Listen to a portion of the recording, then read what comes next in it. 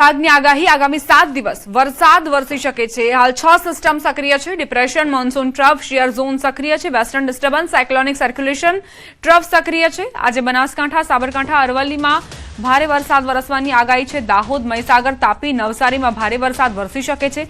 ડાંગ, વલસાડ, દમણ, દાદરાનગર હવેલીમાં પણ આગાહી છે। 16 અને 17 ઓગસ્ટે માછીમારો દરિયો ન ખેડે તેવી સૂચના અપાઈ છે। રાજ્યમાં 501.6 mm વરસાદ નોંધાયો છે।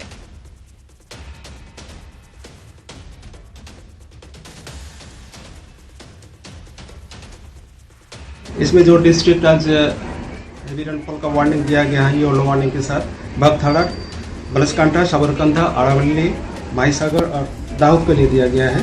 और दक्षिण में तापी, नवसारी, वलसाड़, डांग, दमन, दादरा नगर हवेली को दिया गया है हेवी रेनफॉल येलो वार्निंग के साथ।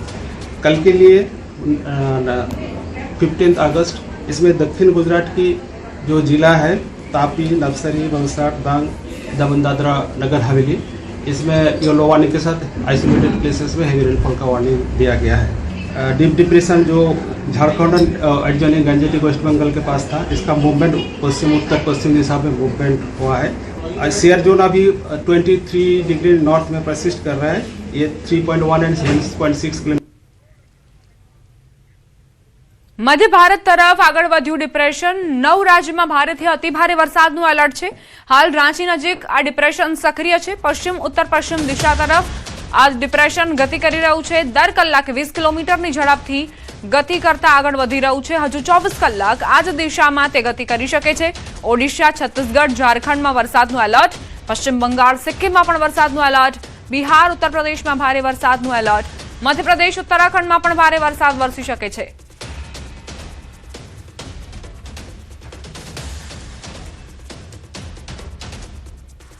પશ્ચિમ બંગાળમાં સર્જાયેલું આ ડિપ્રેશન જે ધીમે ધીમે આગળ વધી રહ્યું છે અને તે 9 રાજ્યોને અસર કરી શકે છે।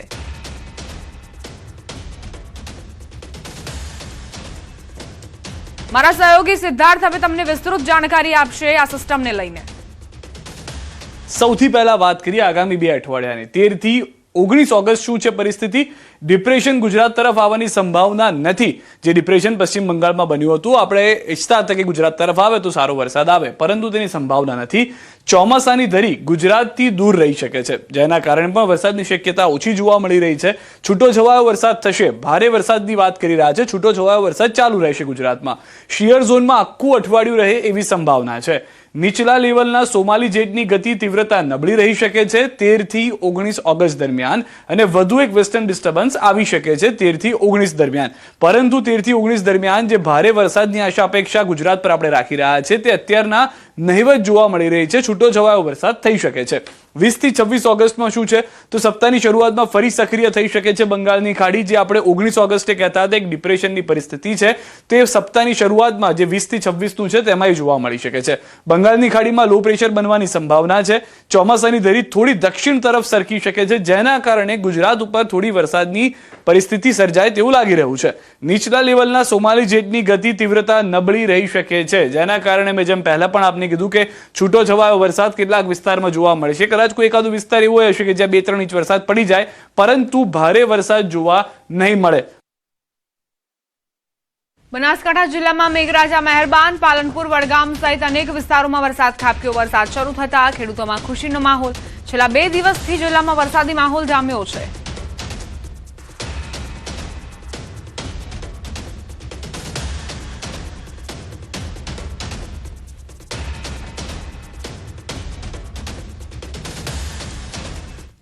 હવે આગળ વાત જંગલ, જમીન અને વિવાદની।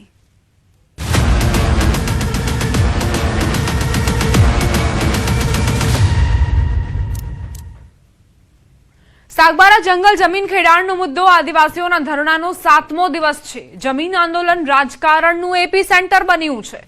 ભાજપ, આમ આદમી પાર્ટી બાદ હવે કોંગ્રેસના નેતા જોડાયા છે। કોંગ્રેસ નેતાઓનું આદિવાસીઓને સમર્થન।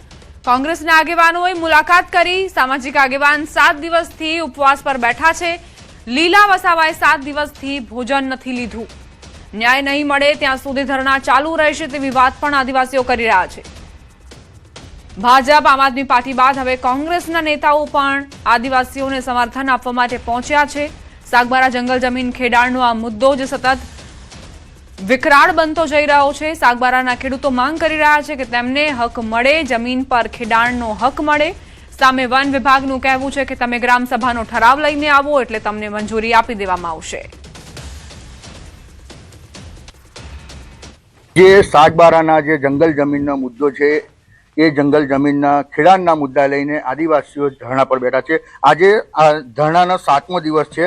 7 દિવસથી સતત વરસતા વરસાદમાં પણ આ લોકો મક્કમ થઈ અને પોતાની જંગલ જમીન ખેડાણના હક માટે સરકાર સામે લડી રહ્યા છે. ત્યારે કહી શકાય કે જે જંગલ જમીનનો જે મુદ્દો છે એ હવે રાજકીય પણ રંગ લઈ ચૂક્યો છે અને અનેક નેતાઓ આ આદિવાસીઓને મળવા પહોંચ્યા છે. ત્યારે અનેક નેતાઓ દ્વારા બાહાદારી પણ આપવામાં આવી છે કે એમનો ઉકેલ આવશે, પરંતુ લીલાબેન જે ભાજપના આગેવાન છે, લીલાબેન છેલ્લા 7 દિવસથી ઉપવાસ પર છે. એમને એક અન્નનો દાણો પણ નથી ખાધો. બેન, શું કહેશો આ બાબતે અને ક્યાં સુધી આવું રહેશે? અન્નનો દાણો તો નહીં જ લીધો, કેમ કે અમારી જે માંગ છે તે હજુ સુધી અમને મળી નથી અને જ્યાં સુધી અમારી માંગ પૂરી નહીં થશે ત્યાં સુધી અમે ઉપવાસ ચાલુ જ રાખીશું અને ધરણા પણ ચાલુ જ રહેશે. અને જે બી કંઈક રાજકીય રીતે જે બી અમને જાણવા મળે છે ઘણું બધું, અને જે સુરત જિલ્લાના જે મેસેજો અમને મળે છે ખેડૂતોના, તે મેસેજો બી સારા અમને મળતા નથી. કેમ કે પહેલાં એવું બધું હતું નહીં, પણ હમણાં 2 દિવસમાં આ લોકોના મીડિયાના માધ્યમથી એ લોકો અમારો વિરોધ કરે છે. તો એના લીધે અમે થોડા ટેન્શનમાં વધારે છે. તો સરકાર અમારું સાંભળશે જ. અમને તો વિશ્વાસ છે કે સરકાર અમારા માટે જે બી કંઈક કરશે તે સારું જ કરશે. 15મી ઓગસ્ટ પછીનો વાયદો અમને કર્યો છે. સાહેબશ્રીએ, અમારા સાંસદશ્રીએ એવું કીધું છે કે 15મી ઓગસ્ટ સુધી થોભો તમે, હું ગમે તેમ કરીને હું સરકારમાં રજૂઆત કરીશ અને જે બી કંઈ સુખદ પરિણામ લાવવા માટેની હું કોશિશ કરીશ, એવું સાહેબશ્રી અમને જાણ કરીને ગયા છે. પણ આજની તારીખમાં કોંગ્રેસના જે તુષારભાઈ ચૌધરી સાહેબ અને અનંત પટેલ સાહેબ અને એ લોકો જે બી કંઈક આગેવાનો, અન્ય કોંગ્રેસ પાર્ટીના જે આગેવાનો આવી રહેલા છે તે અમારા સમર્થનમાં જ આવે છે અને અમને એવું લાગે છે ત્યાં સુધી એ પણ અમારા સમર્થનમાં હશે. જ્યાં સુધી અમને સરકાર ઉકેલ નહીં આપશે, જ્યાં સુધી અમારા હક અધિકાર નહીં આપશે અને અમને લેખિત હુકમ નહીં આપશે, અમારી ખેતી ખેડવા માટેનું અમને હુકમ નહીં આપશે, ત્યાં સુધી અમે ધરણા રાખીશું. બિલકુલ, આ હતા જે લીલાબેન જે વસાવા છે, જેઓએ શરૂઆતથી આદિવાસીઓના પડખે રહી અને એમને ખેડૂતોને જંગલ જમીનનો ન્યાય અપાવવા માટે ધરણા પર બેઠા. આજે 7મો દિવસે પણ એમને અન્નનો એક પણ દાણો નથી લીધો. ત્યારે કહી શકાય કે જે ધરણા જે આદિવાસીઓના છે હવે રાજકીય રંગ પણ પકડી રહ્યો છે. ભાજપના જ નેતાઓ ભાજપના સામે મનસુખ વસાવા પણ લડી રહ્યા છે. આપના નેતાઓ આવે છે, આજે કોંગ્રેસના નેતાઓ પણ આવી રહ્યા છે, પરંતુ સરકાર એનો ઉકેલ નથી લાવતી. હવે જોવાનું રહ્યું છે કે જો આટલા બધા નેતાઓ આ આદિવાસીઓના પડખે અને સમર્થનમાં આવતા હોય તો એમનો ઉકેલ ક્યારે આવે છે. દીપક પટેલ, ન્યૂઝ 18 ગુજરાતી, નર્મદા. બનાસકાંઠા વડગામમાં મનરેગા શ્રમિકોનો પગાર ન ચૂકવાતા મહિલાઓનો હોબાળો. ધારાસભ્ય જિગ્નેશ મેવાણી અને શ્રમિકો તાલુકા વિકાસ અધિકારીને રજૂઆત કરવા પહોંચ્યા. શ્રમિકોના 4 મહિનાનો પગાર ન ચૂકવાતા વડગામ તાલુકા પંચાયત ખાતે હોબાળો થયો. વિવિધ માંગણીઓને લઈને ધારાસભ્ય જિગ્નેશ મેવાણી અને શ્રમિકો તાલુકા વિકાસ અધિકારીને રજૂઆત કરી. શ્રમિકોને નિયમિત પગાર ચૂકવવામાં આવે તેવી માંગ ઉઠાવાઈ છે.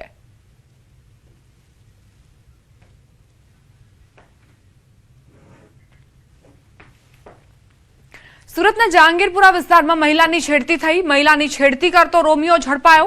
સ્થાનિક લોકોએ રોમિયોની ધોલાઈ કરી જહાંગીરપુરા પોલીસને સોંપવામાં આવ્યો. જહાંગીરપુરા પોલીસે રોમિયોનો કબજો લીધો. આરોપી વિરુદ્ધ છેડતીનો ગુનો દાખલ કરીને ધરપકડ કરવામાં આવી છે.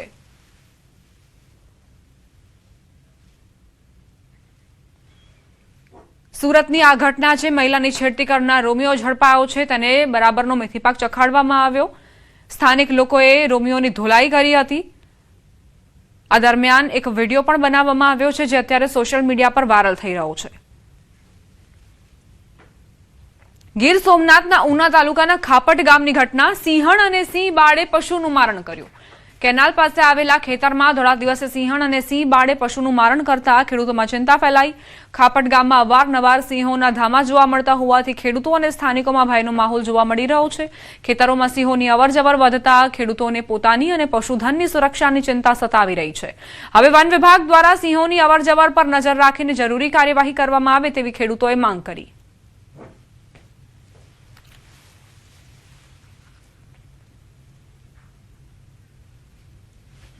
અમરેલીથી સમાચાર. પીપાવાવ હાઈવે પર સિંહ આવી ચડ્યા. વાહનોથી ધમધમતા હાઈવે પર સિંહ આવી ચડ્યા. 2 સિંહ આવ્યા હોવાની જાણકારી છે. સિંહો હાઈવે ક્રોસ કરવા મથામણ કરતા દેખાયા.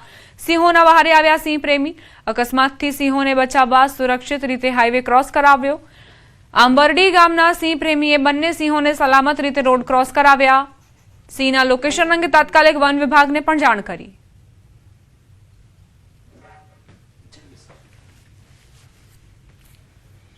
ગીર સોમનાથથી સમાચાર. કાણકિયા ગામે ખૂનખાર દીપડો પાંજરે પુરાયો. વન વિભાગે દીપડાને પાંજરે કેદ કર્યો. વાડી વિસ્તારમાંથી દીપડો પાંજરે પુરાયો. દીપડાને વધુ તપાસ અને આરોગ્ય નિરીક્ષણ માટે જસાધાર એનિમલ કેર સેન્ટર ખસેડાયો. દીપડો પકડાતા ગ્રામજનોએ રાહતનો શ્વાસ લીધો છે.